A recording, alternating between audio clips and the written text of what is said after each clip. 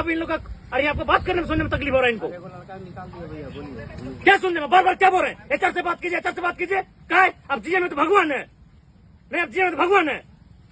नहीं झारखंडी नक्सली बनेगा, इन लोग को गोली मारिए, सारा जमीन इनका और नौकरी बाहरी कीजिएगा। और आपको एचआर से बात करेंगे, क्यों एचआर से बात करेंगे? अब भगवान है जीएम में तो वो अब तो समझ में नहीं आ रहा है। क्या नाम है सर? सोनू कुमार सर, सोनू जी कहाँ के हैं? राजस्थान से सर, भरतपुर राजस्थान। राजस्थान के लोगों को भी मिला? हाँ जी सर, जनरल कहाँ के हैं? हम राजस्थान से हैं। राजस्थान कम से कम 150 लोग जनरल से फाइट करके राजस्थान के हैं। क्वालिफाई किए थे लोग। मतलब 150 लोग 550 में बाहर गए ही हैं, ज्यादातर बाहर के। ओनली हाँ, राजस्थान। राजस्थान, केवल राजस्थान। सिर्फ राजस्थान के होने का क्या कारण है? नहीं, जनरल क्रॉस में है। बाकी लोग दिए नहीं शायद एग्जाम, ऐसा भी हो सकता है। राजस्थानी में भी इंटरेस्टेड ज्यादा होंगे हेल्थ सिस्टम को लेकर। झारखंड में आप समय कुमार महतो एक युवा छात्र नेता हैं जो झारखंड के मुद्दों पर अपनी आवाज बुलंद करते हैं। उन्होंने JLKM नामक एक नई पार्टी की स्थापना की है। JLKM को पहले JBKSS के नाम से जाना जाता था। टाइगर जयराम महतो झारखंड के उभरते युवा नेता है। जयराम महतो का जन्म स्थान birth place of Jairam Mahto. Jairam Mahto और टाइगर जयराम महतो का जन्म 27 दिसंबर 1994 को मानटान तोपचाची धनबाद में हुआ है। जयराम महतो और टाइगर जयराम महतो का जन्म पारसनाथ पहाड़ के बगल में एक खूबसूरत सा गांव मानटान तोपचाची धनबाद जिले झारखंड में हुआ है। जयराम महतो का बचपन भी मानटान तोपचाची धनबाद में ही गुजरा है। यहीं से इन्होंने अपना शुरुआती शिक्षा प्राप्त किए है और अपना बचपन भी पारसनाथ जैसे खूबसूरत पहाड़ के बीच में गुजरे है। जयराम महतो का परिवार जयराम मैटोज फैमिली। जयराम महतो के परिवार में अब कुल खुद मिला के 4 लोग हैं। उनके माताजी, दादी जी और एक छोटा भाई है। जयराम महतो के पिताजी एक आंदोलनकारी थे जो झारखंड के आंदोलन में अपना जान गंवा बैठे। जब जयराम महतो का छोटा भाई पैदा भी नहीं लिए थे तब उनके पिताजी मृत्यु हो गया है था एक झारखंड अलग आंदोलन में। जयराम महतो के पिताजी एक आंदोलनकारी तथा देशभक्त थे। आज उसी के रास्ते में खुद जयराम महतो है। जयराम महतो के छोटा भाई खेती बड़ी करते हैं। जयराम महतो के माताजी को झारखंड सरकार की ओर से 3000 मासिक महीना मिलता है तथा एक बूढ़ी दादी है। आज खुद जयराम महतो झारखंड के लोगों के अधिकार के लिए लड़ रहे हैं, जैसे इनके पिताजी झारखंड के लिए लड़े थे। बड़े माफिया एक दिन में अरबों का कोयला बेच रहे हैं। ये हमारे झारखंड की तस्वीर है, ये हमारे झारखंड की तस्वीर है। एक दिन में क्या बताइए, हम मेहनत करके जंगल जाते हैं, पत्ता तोड़ के लाते हैं, दतवन तोड़ के लाते हैं, लकड़ी चुन के लाते हैं, उसे मार्केट में ले जाके बेचते हैं। कितना रुपए मिलता है? ये दादी लोग बताइए आप, कितना रुपए मिलता है? 100, 150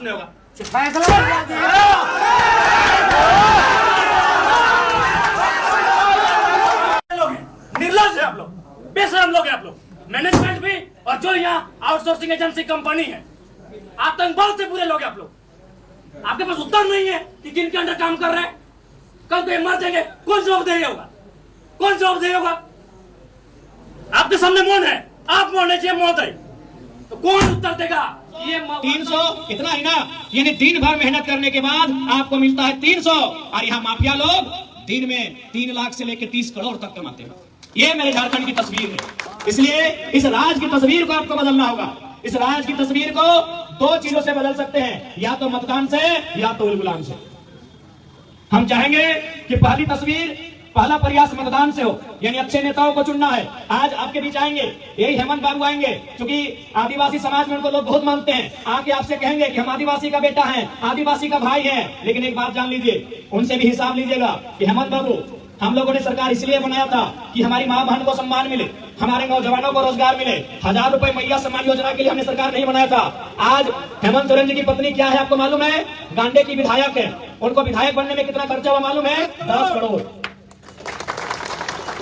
एक विधायक बनने में, केवल कल्पना मैडम जी का विधायक बनने में खर्चा हुआ 10 करोड़। बताइए, अगर वो 10 करोड़ अगर वो गरीब गुरबों के लिए इन्वेस्ट करते, छोटे छोटे लघु उद्योग, छोटे छोटे कुटीर उद्योग या छोटी छोटी योजनाओं, 10 करोड़ में कम से कम 1000 को आदिवासी का घर चलता कि नहीं चलता?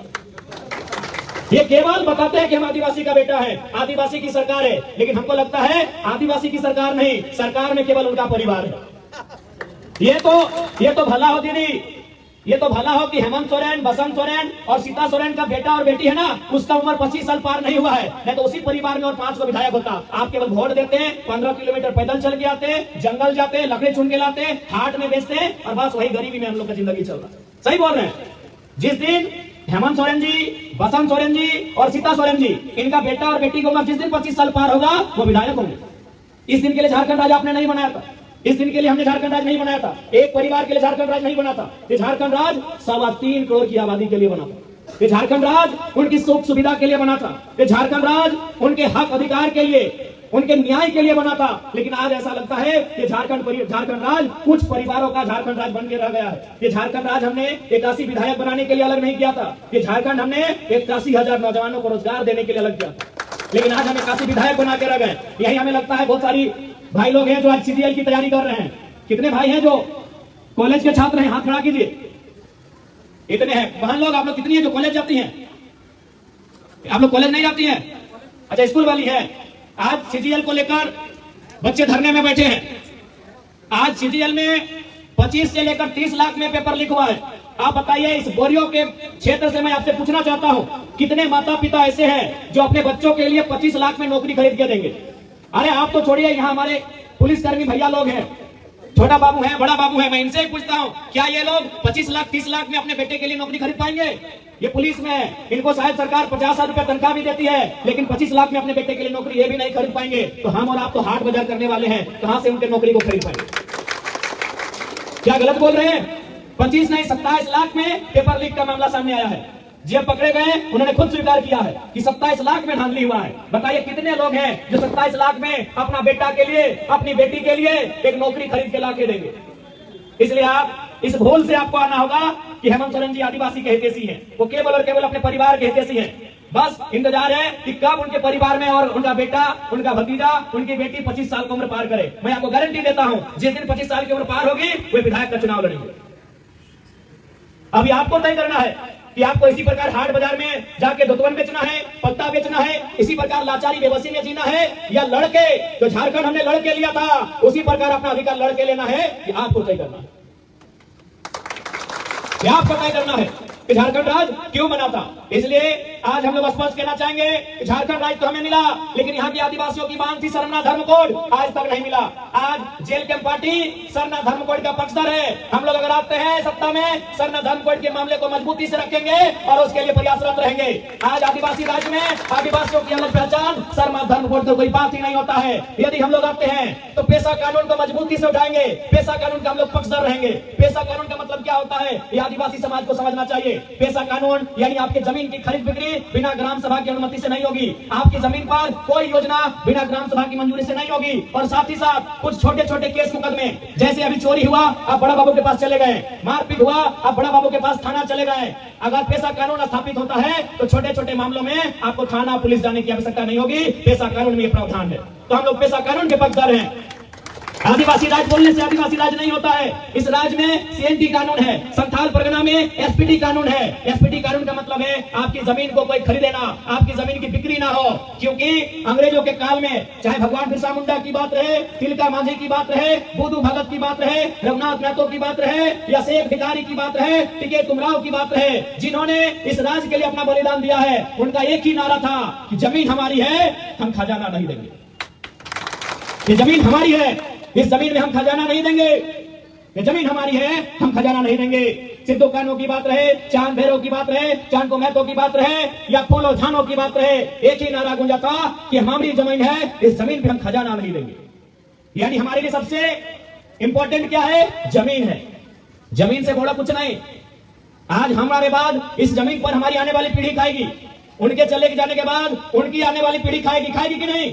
देखिए माताएं बहनें, हमारे अभिभावक, संपत्ति दो प्रकार की होती है। और यहाँ जितने लोग आए हैं, चाहे मीडिया के कर्मी हो, चाहे मंच में हमारे नेतागण हो, चाहे बगल में हमारे पुलिस वाले भैया लोग हैं, चाहे आप जो नीचे बैठे हैं हाट बाजार करने वाले, सबकी इच्छा होती है संपत्ति अर्जित करने की, कि मेरा कुछ संपत्ति बने। संपत्ति दो प्रकार की होती है। चल संपत्ति, चल संपत्ति का मतलब ये मोबाइल, ये छाता आपका चल संपत्ति है। ये जो आपने नाक में पहनना है, गले में पहनना है, ये चल संपत्ति है। आपके जेब में जो बटुआ है वो चल संपत्ति है। आप जिस गाड़ी में भी महंगी महंगी गाड़ियां, ये चल संपत्ति है। इसका ठिकाना नहीं है। आज अगर बोरियों में है तो कल दुमका में मिलेगा।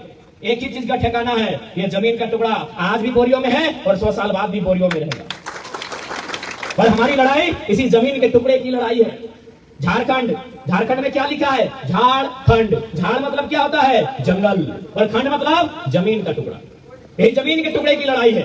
कि आप हमसे हमारी जान ले लो, हम दे देंगे, लेकिन जमीन का टुकड़ा नहीं देंगे। इसी जमीन के टुकड़े में हमारे बाप दादाओं ने फसल उगाया है और अपने परिवार का भरण पोषण किया है। हमारी असल लड़ाई एक जमीन के टुकड़े की है। इसलिए आज आपसे कहेंगे, आज केवल और केवल ये लोग ठगने का काम करते हैं। जब से मुख्यमंत्री मैया सम्मान योजना लेके आए हैं, ये बीजेपी वाले भी योजना लेके आए हैं, दीदी गोगो योजना।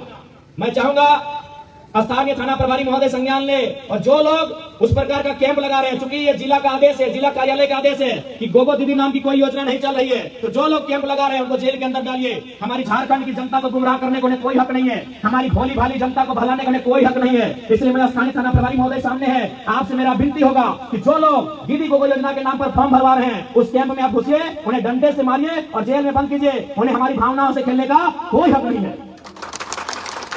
इन्होंने मजाक बना के रख दिया है। इसलिए आज दीदी लोग यदि मुख्यमंत्री की पत्नी, चूंकि आप मुख्यमंत्री घर में रहते हैं, कल्पना भाभी ने जिम्मा संभाला है, यदि कल्पना भाभी आएंगी आपसे मिलने, ठीक है, आपकी बहू है, सम्मान कीजिए उनका, तिलक लगाइए, पांव धुलाइए, जो भी आपका नियम है कीजिए। लेकिन एक सवाल पूछिएगा कल्पना भाभी से कि भाभी आप 1000 रुपया देके इतना महिमा मंडन कर रही है, आप अपनी इतनी बड़ाई कर रही है, जैसे आपने हमको बहुत बड़ा कोई उपहार सोना चांदी दे दिया है। उनसे पूछिएगा कि बताइए तो भाभी आपकी सैलरी कितना है? ठीक है, हमको 1000 रुपया दे रहे ना, 1000, बताइए आपकी सैलरी क्या है? मालूम है उनकी सैलरी 3 लाख। आज के डेट में विधायकों की सैलरी क्या है? 3 लाख है। उस हिसाब से हेमंत सोरेन जी की तनख्वाह 3 लाख, बसंत सोरेन जी की तनख्वाह 3 लाख, सीता सोरेन जी की तनख्वाह 3 लाख, कल्पना सोरेन जी की तनख्वाह 3 लाख, और उनके पिताजी गुरुजी राज्यसभा सांसद हैं, उनकी भी तनख्वाह 3 लाख। तो 5 दिया 15 लाख, यानी उनके परिवार को जा रहा है 15 लाख और आपको दे रहे हैं 1000, और मंच में आके कह रहे हैं हमने बहुत बड़ा काम किया। अभी आपको सोचना है, ये आपको समझना है, ये आपको समझना है भैया कि उन्होंने कितना बड़ा काम किया है। अच्छा एक बात बताइए, मैया लोग का सम्मान कहाँ है?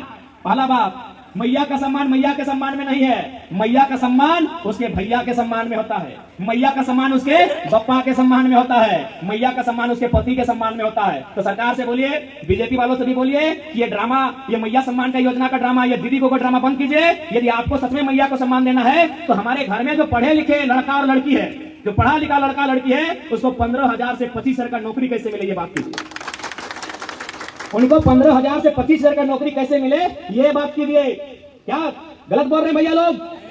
क्या दीदी लोग गलत बोल रहे हैं? ए दादी गलत बोल रहे हैं क्या? ये 1000 में क्या होगा बताइए?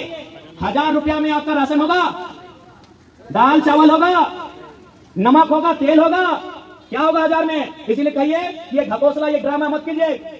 हमें दीदी को कोई योजना भी नहीं चाहिए, हमें मैया सम्मान भी योजना नहीं चाहिए। आप उस पैसे से कोई ऐसा काम कीजिए कि हमारे पढ़ने लिखने वाले नौजवानों को, चाहे वो लड़का रहे चाहे लड़की रहे, उसको 15,000 से 25,000 तक का महीना मिले, ऐसी व्यवस्था कीजिए।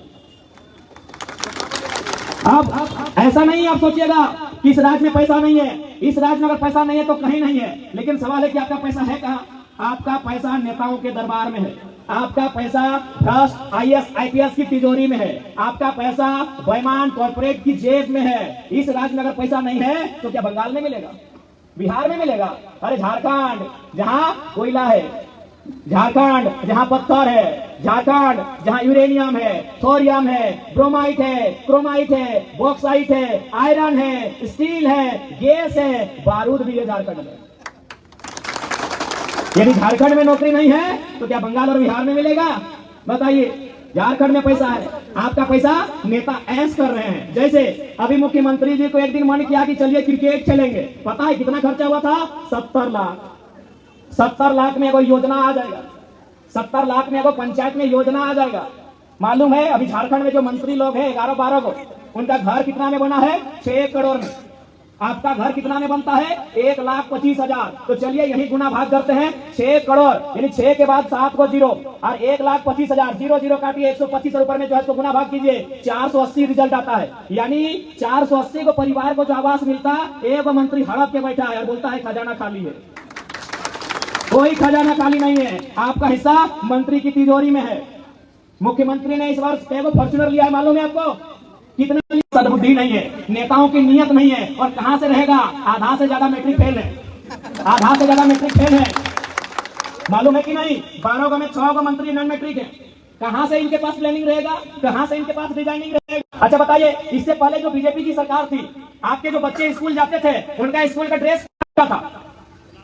लाल रंग का था, थोड़ा सा कब था, लगाते हैं टीका फोका, कत्था रंग का था। अच्छा एक बात बताइए, यहाँ जितने भैया लोग आए हैं थोड़ा देखिए तो कितने लोग कत्था फुल पैंट पहन के आए हैं? एक भी नहीं। कौन रंग लेके आए हैं? हरा। चेक कीजिए तो कितना लोग हरा जींस पहन के आए हैं? एक भी नहीं। इसका मतलब क्या है? अवेलेबल नहीं है। इसका मतलब क्या है, एकदम समझिएगा कि यदि सरकार नीला रंग का कपड़ा लेके आती, यदि सरकार व्हाइट कलर का कपड़ा लेके आती, यदि सरकार काला रंग का कपड़ा लेके आती, तो उस रंग का कपड़ा सिंह जी के दुकान में भी मिलता है, पांडे जी के दुकान में मिलता है, राय जी के दुकान में मिलता है, टूडू जी के दुकान में भी मिलता है।